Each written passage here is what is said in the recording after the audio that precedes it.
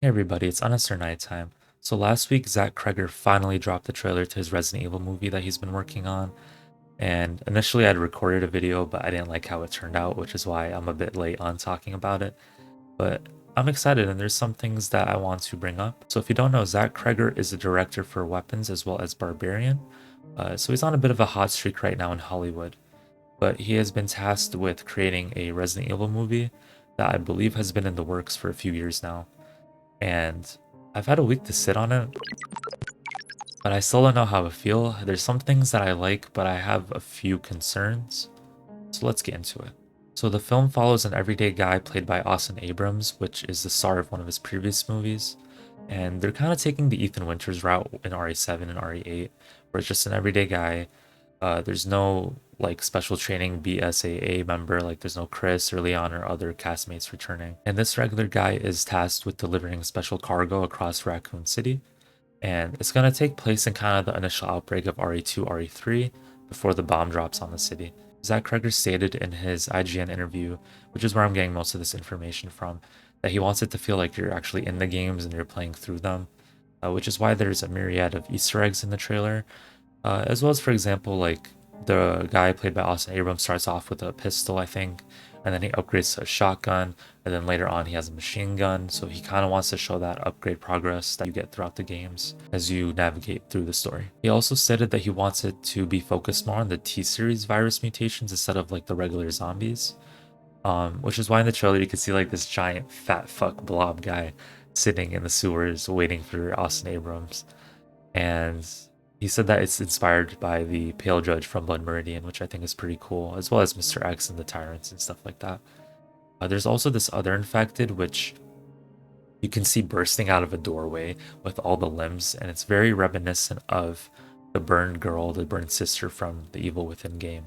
I think that's a fun direction to take it. I think it gives you a lot of creative liberty, but I do have some concerns because during the initial outbreak, the main enemy that you see is just the regular T-series zombies. It's what's filling the streets, it's what a lot of people are getting infected by. And he stated that since it's not going to be a main focus, there's not going to be much of that in this movie. And I understand that he doesn't want to just be a generic zombie movie, but that is a big part of Resident Evil's identity. For example, like in the original Resident Evil, when that zombie turning its face, or in RE2, where the cop on the floor that Leon sees has like the jaw missing.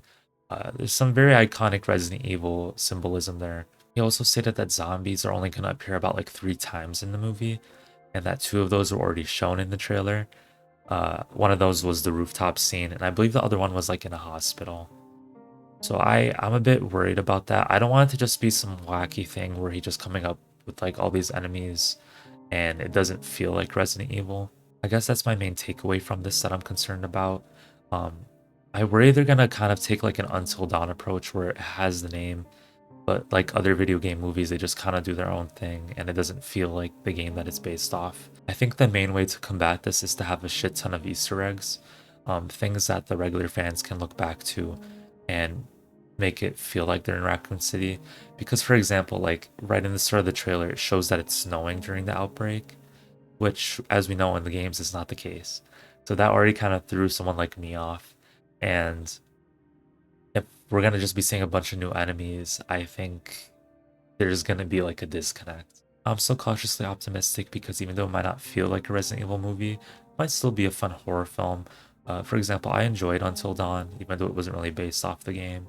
And I know video game movies kind of have a reputation for failing. The original Resident Evil movies with Mia Jovovich are really campy and iconic, even though they're not really that reminiscent of the games. And personally, I kind of liked Welcome to Raccoon City that came out a few years ago. I did fall asleep during it, so I'm not saying it's a great movie, but I think the start of it really captures RE2, and I liked Leon and Claire and seeing the lickers and dogs. I thought it was pretty cool. So yeah, comment down below what you guys think. Are you guys excited to see this movie? Is there anything you guys are concerned about? Do you agree with me? This is just more of a initial impressions kind of video. When the movie drops, which should be releasing I think in summer 2026, I'll put the date up right here. I will be making a full-on review on it, so stay tuned. Thank you guys for watching as always, and I hope you guys have a great day.